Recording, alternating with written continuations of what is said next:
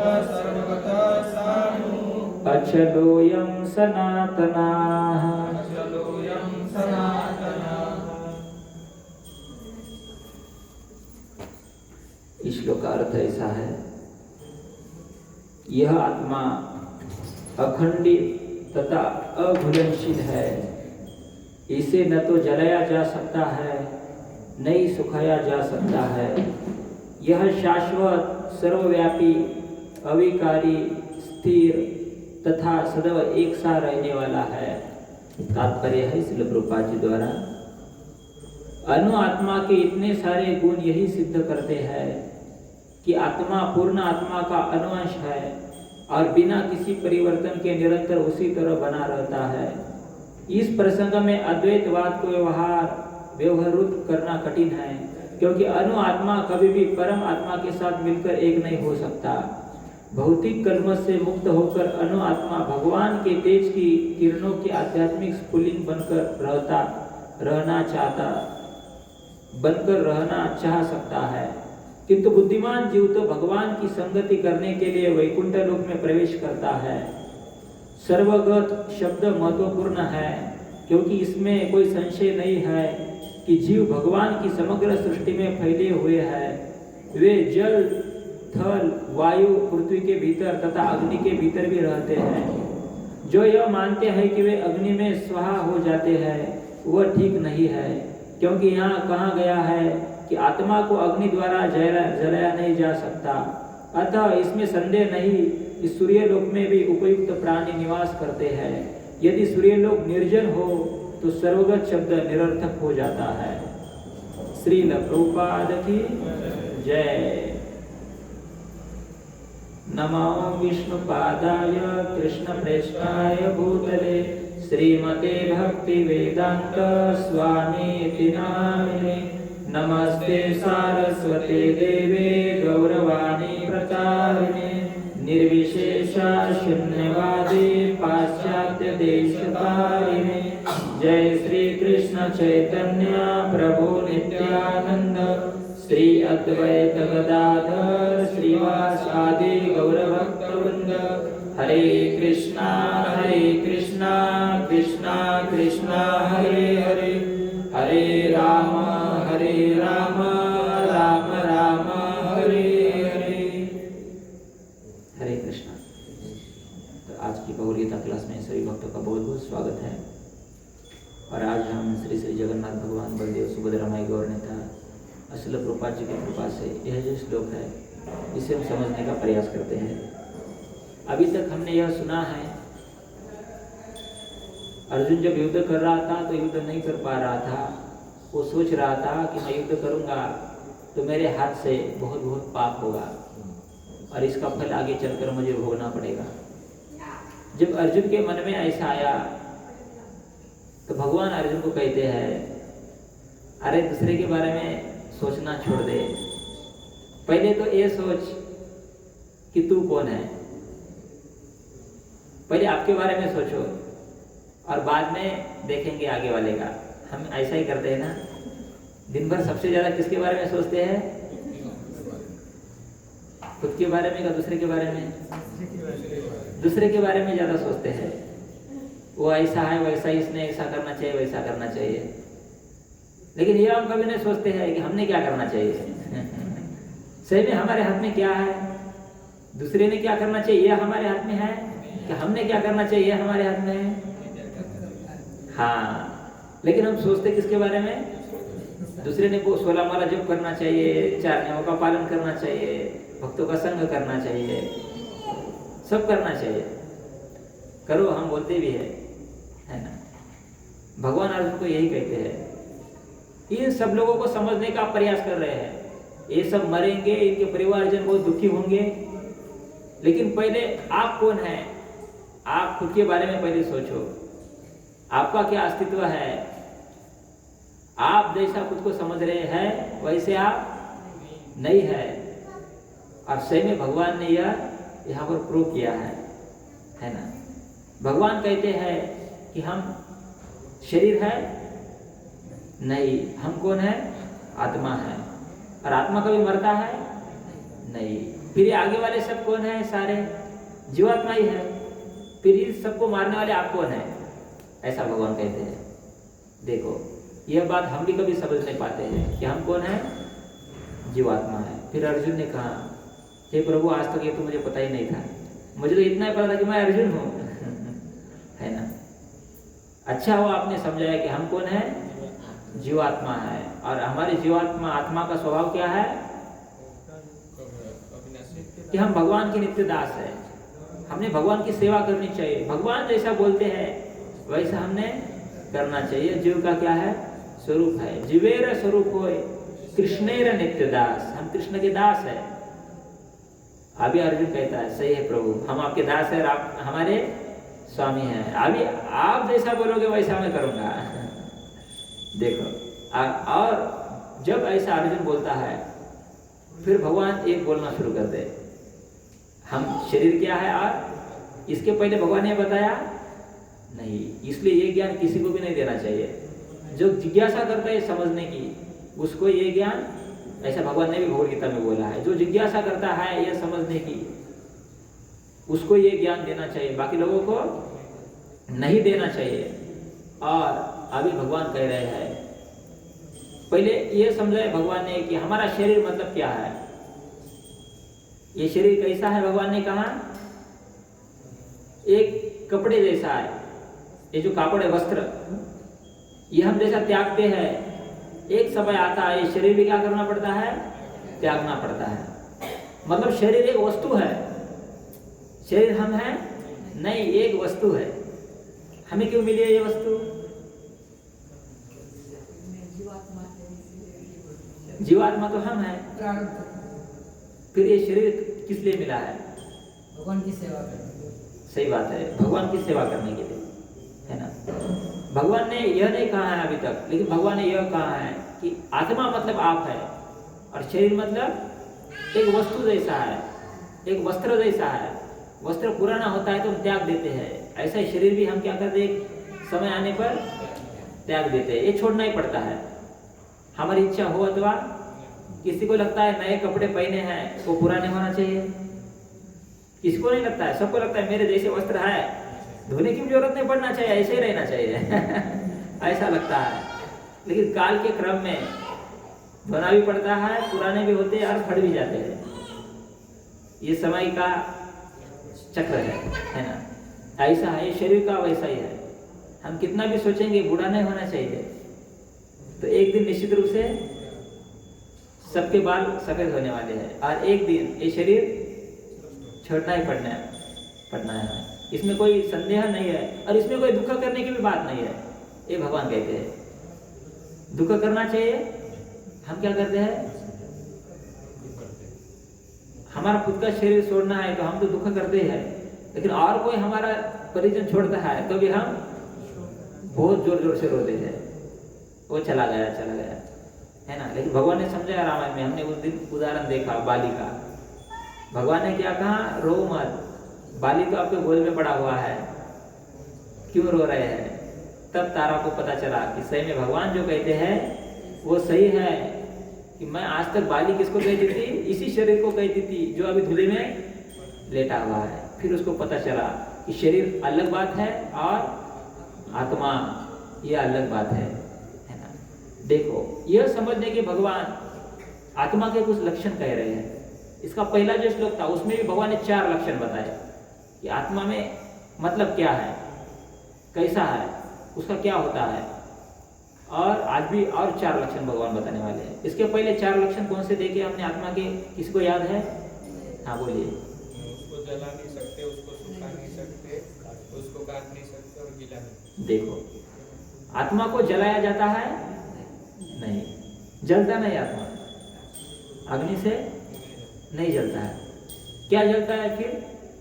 जब स्मशान में लेके जाते तो ये शरीर जलता है, आत्मा जलता है, वो तो चला जाता है ना? उसको जलाया भी नहीं जा सकता है, ज्वलनशील नहीं आत्मा, है ना?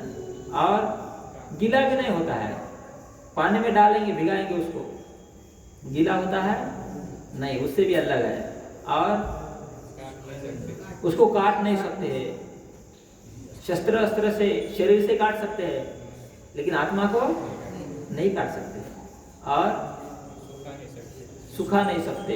हवा से हाँ सूखता नहीं है। जैसा फूल है भगवान के गले में है, कितना अच्छा दिखाई दे रहा है, इसको 2 दिन के बाद देखेंगे तो सूख जाएगा हवा से, धूप से। तो आत्मा का स्वरूप यह नहीं है, भगवान कहते हैं।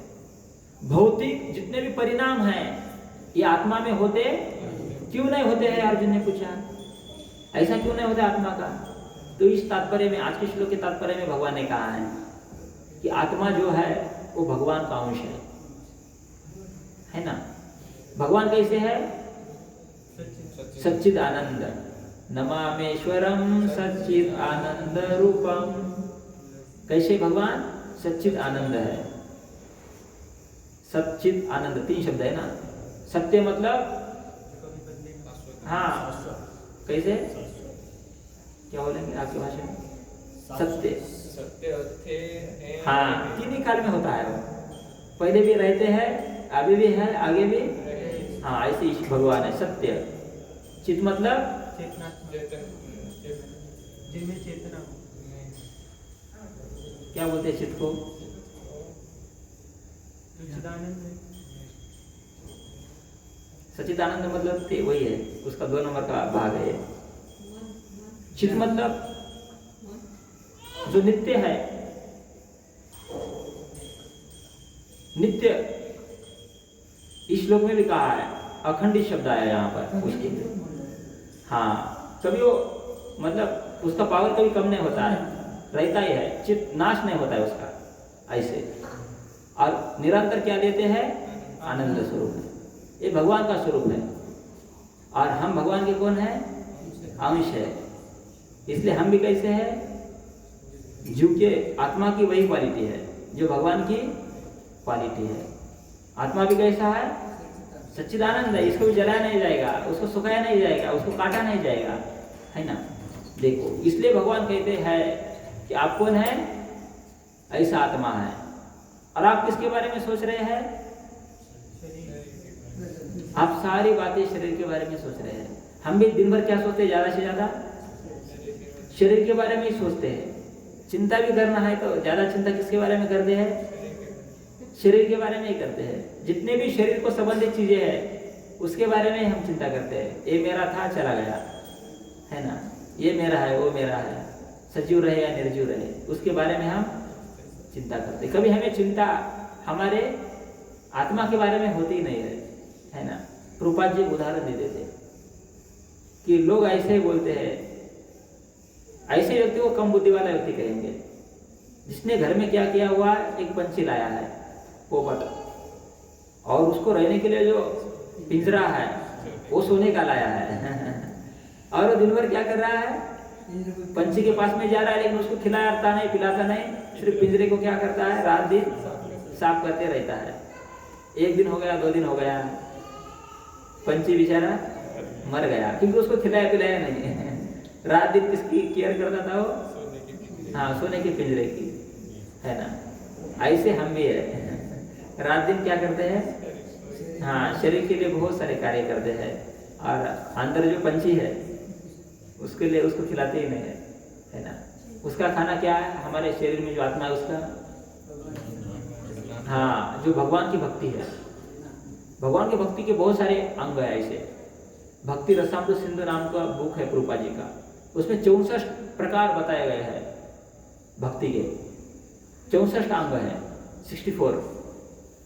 हरि नाम का जप करना ये भी अंग है, भक्तों का सत्संग करना ये भी है, तुलसी माता को जल अर्पण करना ये भी है, भगवान को प्रणाम करना ये भी है, भगवान को प्रसाद खिलाना, भगवान को देखना, भगवान का दर्शन करना, भगवान के लिए फूल अर्पण करना, पत्ता, पानी, जल, ऐसा ऐसे कितने अंग है? 64 प्रकार के अंग है। तिलक लगाना, माला तुलसी की पहनना, जप करना। देखो ये सारे भक्ति के अंग है और ये सभी किसका खाद्य है? आत्मा का। इससे आत्मा शक्तिशाली होता है।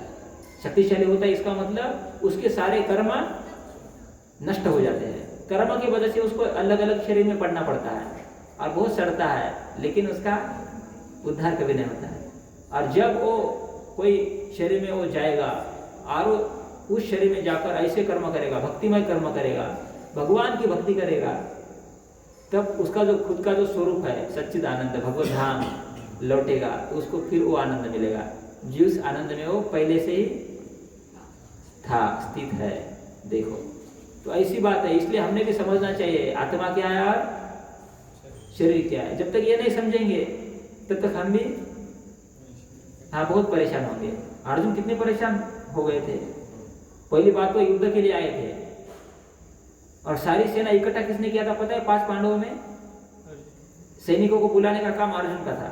इसलिए एक बार भगवान के पास भी गए थे ना, मुझे सेना चाहिए आपकी, है ना। तो सबको इकट्ठा किया था अर्जुन ने, किस लिए? युद्ध करने के लिए। और सभी सेना आने के बाद भी वो क्या हो रहे हैं? इतने दुखी हो गए, वो बोलते हे प्रभु मेरे हाथ में मैं धनुष भी नहीं उठा पा रहा हूं, वो भी नीचे गिर रहा है। देखो, भगवान ने फिर इसका उत्तर दिया कि इतने दुखी आप क्यों हो रहे हैं?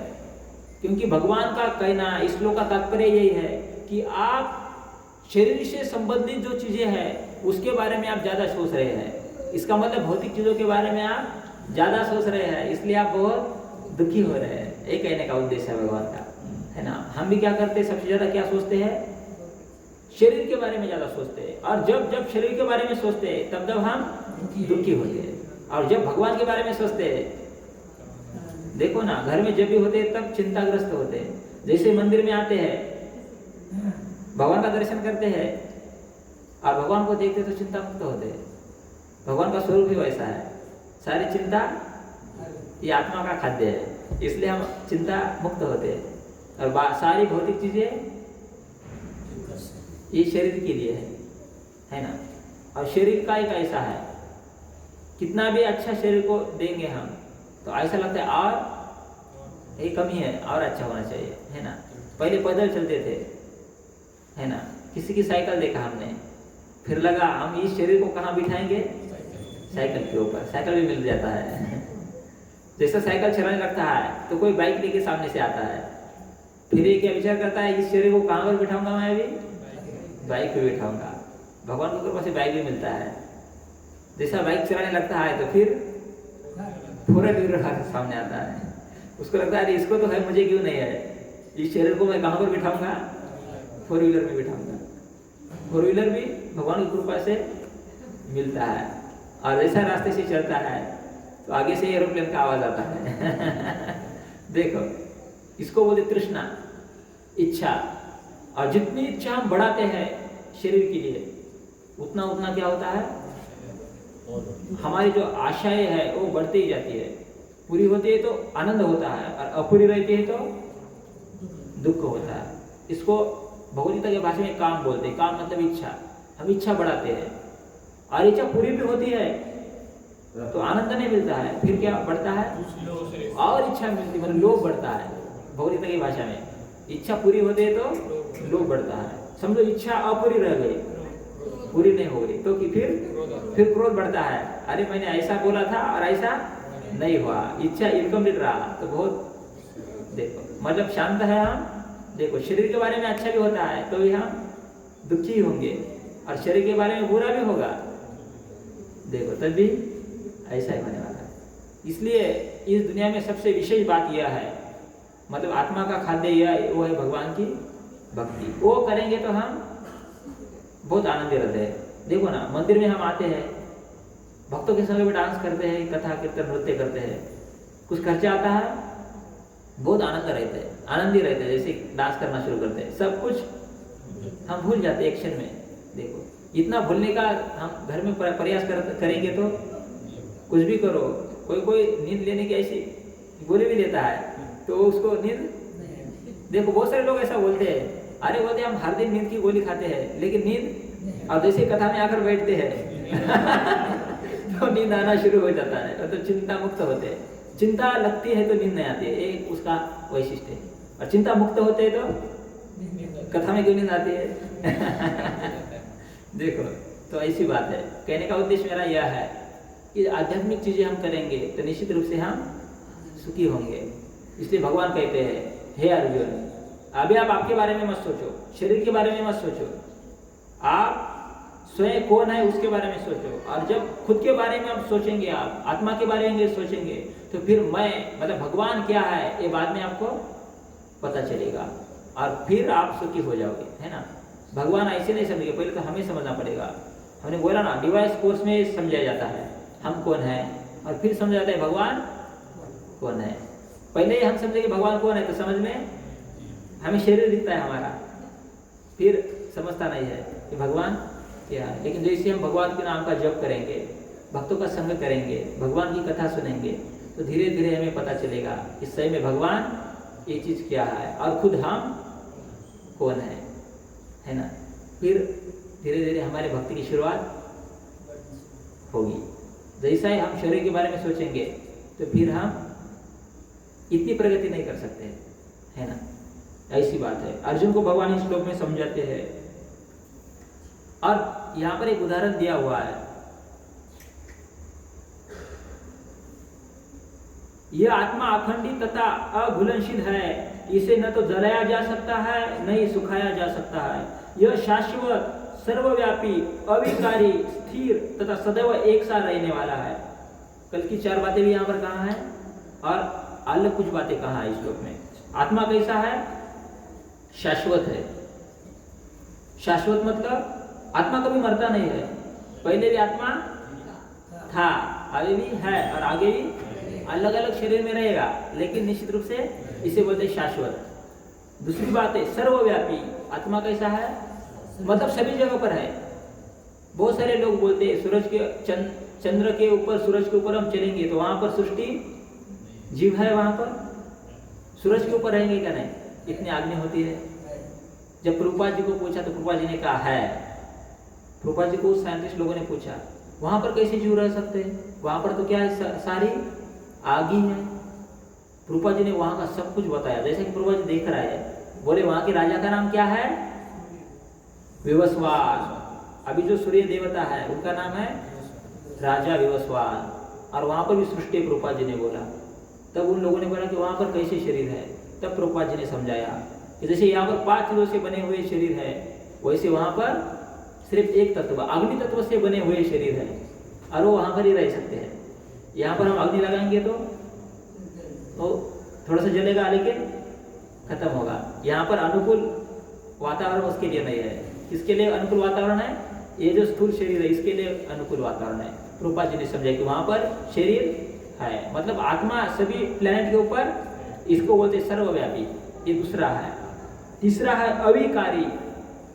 आत्मा कैसा है? अविकारी। अविकारी मतलब आत्मा के जगह कोई विकार नहीं है। शुद्ध भगवान जैसे है सच्चिद आनंद, वैसा आत्मा कैसा है? हाँ, अविकारी है। स्थिर है मतलब बदलता नहीं है, और सदैव एक साथ रहने वाला है। हम बालक होते हैं, बड़े होते हैं, बूढ़े होते हैं, मरते हैं। आत्मा कैसा कभी होता है? नहीं, पहले जैसा था वैसा ही अब है, उसमें कोई बदलाव नहीं होता है। कहीं पर भी जाता है वो तो भगवान का जो स्वरूप है वही उसका स्वरूप है, भगवान का जो गुण है वही उसका गुण है, क्योंकि हम भगवान के अंश है, ऐसा कहा जाता है। देखो तो भगवान ये अर्जुन को समझा रहे हैं कि हे अर्जुन, आपको चिंता करने की जरूरत नहीं है, लेकिन आप अपने आप को समझो, तब आप बाकी लोगों को समझ पाओगे कि आप इनको मारने वाले नहीं है। ये जीवात्मा, इसको कोई मार नहीं सकता है। उल्टा बहुत अच्छा कार्य कर रहे हैं। आप इन सब लोगों को क्या कर रहे हैं? मार रहे हैं, मतलब इस शरीर से मुक्त कर रहे हैं, उनकी छुटका हो रही है। ये कार्य आपका अच्छा है, ऐसा भगवान अर्जुन को समझाते हैं।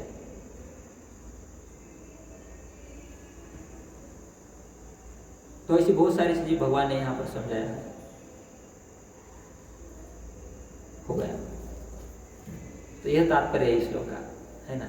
हमने क्या समझना चाहिए? हम आत्मा है, आत्मा का स्वरूप समझना चाहिए। बहुत सारे लक्षण भगवान इस श्लोक में बता रहे हैं, और कल का भी एक श्लोक है उसमें और कुछ प्रकार है आत्मा के बारे में भगवान कहने वाले। अव्यक्त है आत्मा, है ना। ऐसी बहुत सारी चीजें कल हम उसके बारे में सुनेंगे। तो आज यहाँ पर रुकते हैं। हरे कृष्णा। इसलिए भक्तों को कोई प्रश्न है तो हम चर्चा करेंगे, और यहाँ पर रुकेंगे। हाँ, भक्ति में रेगुलर भक्ति करते हैं तो उससे सब कर्म नष्ट हो जाते हैं। सब कर्म का मतलब अच्छे बुरे सभी कर्म नष्ट होते हैं। पुण्य पाप या अच्छे बुरे जैसे बोलना चाहिए, सभी खत्म हो जाते हैं भक्ति करने से। अच्छा प्रश्न है। हम भगवान की भक्ति करते हैं तो बोलते कि सारे कर्म नष्ट होते हैं, फिर अच्छे बुरे सभी कर्म नष्ट होते हैं क्या, ऐसा प्रश्न है। तो देखो, भगवान की हम भक्ति करते हैं और सिर्फ भगवान की प्रसन्नता के लिए ही करते हैं, बाकी इच्छा से भक्ति करते हैं तो फिर कर्म बढ़ते ही है। ऐसे बहुत सारे हैं। एक उदाहरण देता हूँ मैं आपको। कोई कथा करने वाले ऐसे बहुत दुनिया में हैं जो कथा करते किसकी, कृष्ण की, लेकिन उद्देश्य क्या है, और कुछ उद्देश्य है, धन कमाने का। तो उसके कर्म क्या होते हैं, बढ़ते हैं और उसको भोगना ही पड़ता है। उसके तो कर्म इतने ये होते हैं, वो भगवान को पसंद नहीं है। अभक्त से भी वो ज्यादा अपराधी है, ऐसा भगवान कहते हैं। कहाँ गया है ना एक जगह, कथे सा विकरा, मतलब कथा नहीं बिकना चाहिए, बेचना नहीं चाहिए, वो बहुत पापी होते हैं, ऐसा भगवान कहते हैं। वो भगवान को पसंद नहीं है। और देखो, भगवान की भक्ति दिखाई दे रही है लेकिन कर्म उसका, लेकिन भगवान के जैसा ही व्यक्ति शुद्ध भक्ति करता है तो बाकी भौतिक जितने भी हमारे कर्म फल है वो सारे नष्ट होते हैं। कर्मफल बढ़ता है लेकिन वो कर्मफल बढ़ता है जिसमें भगवान की प्रति हमारा समर्पण बढ़ता है। ये भक्ति करने से बढ़ता है ना। जो भगवान की भक्ति में हम प्रगति कर सके, शुद्ध भक्ति जब करते तब ये बढ़ता है। लेकिन शुद्ध भक्ति के नाम पर और कुछ करेंगे तो फिर कर्म बढ़ते ही रहते हैं, है ना। शुद्ध भक्ति करने से अच्छे कर्म बढ़ते हैं, जिसकी वजह से हम भगवान की भक्ति में और हम प्रगति कर सकेंगे और भगवत धाम लौट जाएंगे। इसलिए भगवान की अच्छी तरह भक्ति करने का प्रयास करना चाहिए भक्तों के साथ। हरे कृष्ण।